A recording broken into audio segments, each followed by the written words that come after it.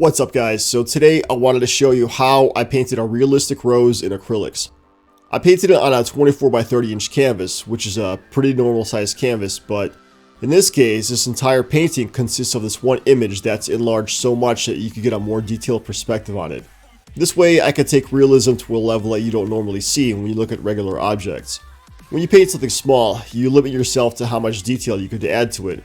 But when you enlarge the image so much that you have no choice but to paint every minuscule part of it, you're forced to make the painting look more realistic. I think it's a good idea to do some independent studying of different photographs that show the image up close, where you can see the texture, how it looks up close, and how the light affects it, its flaws, imperfections, and how the colors come together. So with that said, let's get started. So as you can see, I already got started on getting the base colors and grid established on here. Since I am going for photorealism, I need the grid to ensure accuracy from the reference photo. Speaking of which, having a high resolution reference photo is extremely helpful, but you can still make it happen with a lower resolution one. It's just that you're going to have to rely on your skill and intuition on how to paint the more minute details. In a way, you're going to need an understanding of what the texture looks like and all of its subtle nuances. The color scheme I'm using here is extremely simple. It's primarily going to be magenta, red, yellow, titanium white, and in any really dark areas, I'll be adding a small amount of burnt umber with the magenta. The flower petals are going to have lots of rich gradients of color that go from magenta to a more orange color. These color transitions are very rich with color, so I actually won't be doing much, if any, desaturation of color here. In fact, I'll be using a medium for acrylics that actually enhances the color. As I'm starting out, I'm going to be painting the main shapes and color values all across the canvas before I dive deeper to the more intricate parts.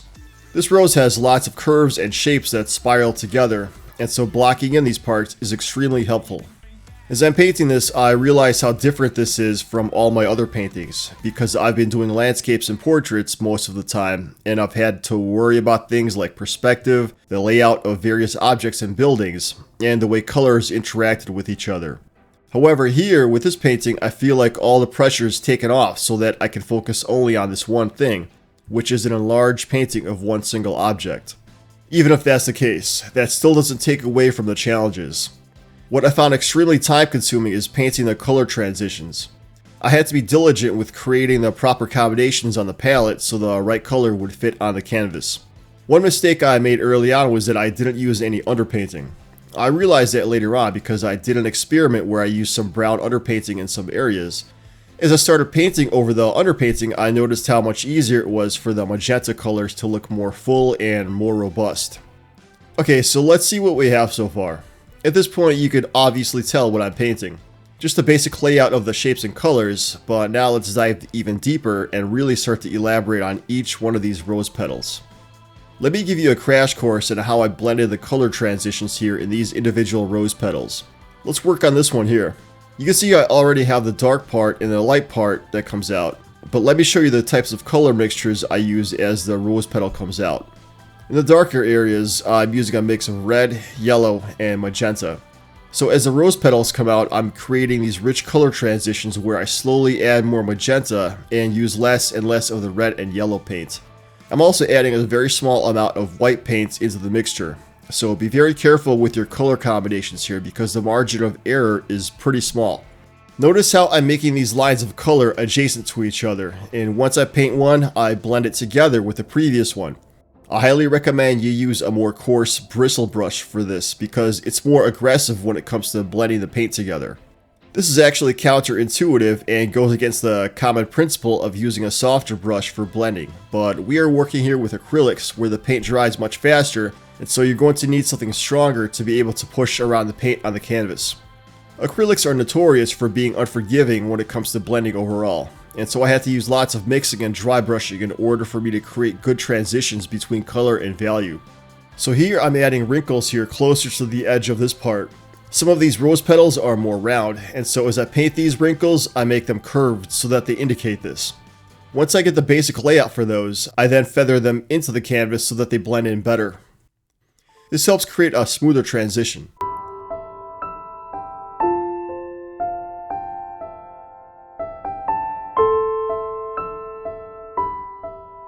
Okay, so notice how the color tone here, where the wrinkles are, seems to be pretty monotone compared to the rest of this petal. There's not enough color variety, so let's fix that. I'm slightly deviating again from this magenta mixture by adding a small amount of red into the mixture so that it's more pink. Now I'm painting these very small patches of color here and there and making sure I feather them into the canvas. The key here, guys, is to have the color blended in as much as you can. I've said this in my other videos, but I can't stress this enough, that color variety is very important because it creates the illusion of making the object look more realistic and give it a more solid appearance. Now I go back and paint a darker mixture with the baseline magenta color, adding some dark spots here in this rose petal. Remember, this is a very large scale image of a rose that is going to show all the flaws and imperfections up close. Notice how I'm painting these dark spots inside the other color patches from before. This helps the blending become a lot easier, and is kind of a cheat code when you use acrylic paints. So now I return to the magenta color with some white, and I continue to add the texture. Once again, I make sure that I feather in these colors, and by now you can probably see how this rose petal is starting to come to life and looking more rounded out. So you can see how, as I slowly add these color patches on top of this smooth surface, you can start to see more of a texture on this rose petal. You're going to have both a smooth surface, yet also having some rough texture here and there. But the trick is to have just enough where it's not overwhelming.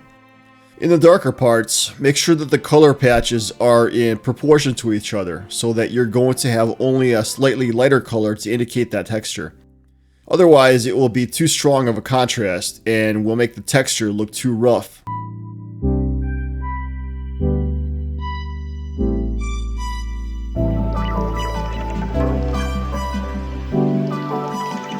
Now the last part here, I add the red lines, or the grooves inside the rose petal.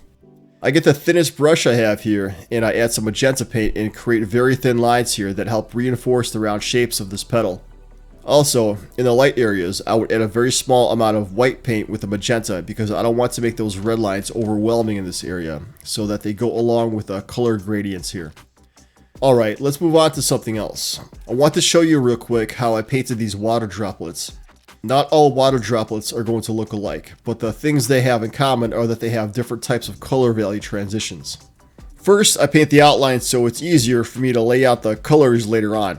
The shapes of these droplets will vary. Sometimes they'll be a perfect circle, sometimes they'll be oval shaped. The bottom part of the droplet usually has the brightest colors, and so I concentrate most of the bright colors here. But when you do paint these parts of it, have the bright part transition in value towards the middle part. Then you have some bright shapes inside the droplet, so I get some small patches of light color inside over here. Right now I am painting the basic shapes that are inside the droplet, and then later on I will add more gradients for their values. So for the bottom part, I work on the transition from the bright color to the magenta color in the middle by blending them together. This is the same formula I'm using here as I did earlier when I demonstrated painting that rose petal. So get a slightly darker color value and paint adjacent to that bright part in the bottom and blend it together. Basically, what you're trying to do is paint the reflections of light that the water droplets have on the surface, but at the same time you need to paint the color value gradients inside that indicate their shape. It seems kind of tricky at first, but if you follow along, it can hopefully make sense. So now I go to the top part and use that pure magenta color, which is going to be the darkest part. I spread some more of this dark mixture here and there in this part, painting some color patches adjacent to the lighter ones at top. Keep this in mind, these parts are still not done yet, but I'm still laying out the foundational shapes here. Then I go back and get a pure white mixture and add the brightest spots here. This is very important to remember. When you paint these shapes and outlines of things that reflect light, you're going to have lots of gradients and contrast, so make sure that you take care of that. And then notice how I go back to the bottom and add a very light version of magenta and create a color value transition down here.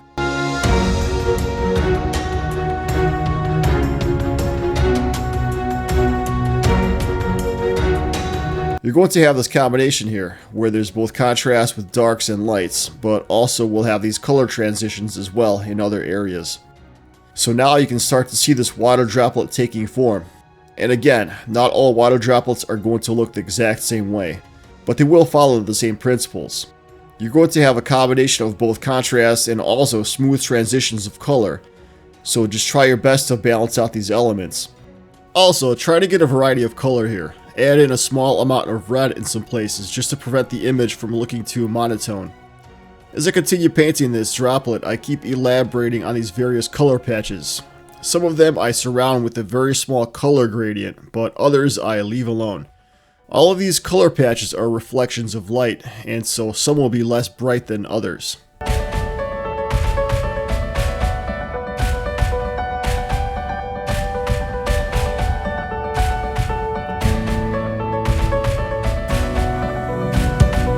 Notice also the outline here as well, how the bottom part is starkly different from the top. The outline of the water droplet will always have some type of color value transitions, sometimes more obvious than others, like this one here. Anyways, once I'm done with that, I work on the shadow. Don't forget to do this, guys, as this is equally as important. Just like I mentioned before, create a color transition here as well, but the shadow is going to be very small, so just pay careful attention to your precision of applying the paint here. Congratulations, now you can paint a water droplet. Let's move on. Now I want to show you something that I did wrong in this painting. So here in the bottom right part, I tried to paint the textures of the rose petals, but I ended up going overboard on it and painting too much of a so-called texture, and it ended up looking too rugged. The surface of a rose petal or any other type of plant is usually pretty smooth, but here it ended up looking way too rough, and I ended up scrapping this part and repainting it. I tried to paint too much of these tiny little shadows where the light and dark come together into these microscopic hills and contours, but after looking at it from far away, it took away the effect that I was looking for. This formula does work for other things like painting more rugged textures like mountains or roads or trees, but I realized that I can't use the same formula for something else. This painting has come a long way by now, and I'm getting closer to finishing it. I didn't realize how much time I would be spending on it at this point. I put in so many hours by now, and so after finishing that first part with the basic shapes and outlines, I grossly underestimated how much time I would be spending on this. So this is a cautionary tale, I guess, that if you are going to paint something realistic, especially if you're going to use an even larger canvas than what I've done, you're going to be investing some serious time into this. Thing is, I work a full-time job already and was very fortunate to be able to paint this during a vacation I was on, so anybody who does artwork like this full-time, my hat's off to you. The amount of podcasts I listen to during painting this can fill a whole bunch of books. I feel like the more I get into this whole painting game, the longer it takes for me to finish something. Maybe it's because I'm getting more analytical and obsessive over painting something, but I do see noticeable changes of my paintings over the years. And maybe for yourself you do too, and that's a good thing. Alright, we are at the end now. Let's see the finished result. I hope watching me paint this has taught you something valuable. And of course, this is just my own experience, and what works for me. Maybe you could do something different than I can, and that's awesome. I hope that the things I taught were helpful, and if they were, please like the video, and if you haven't already, consider subscribing to my channel. Thank you for watching.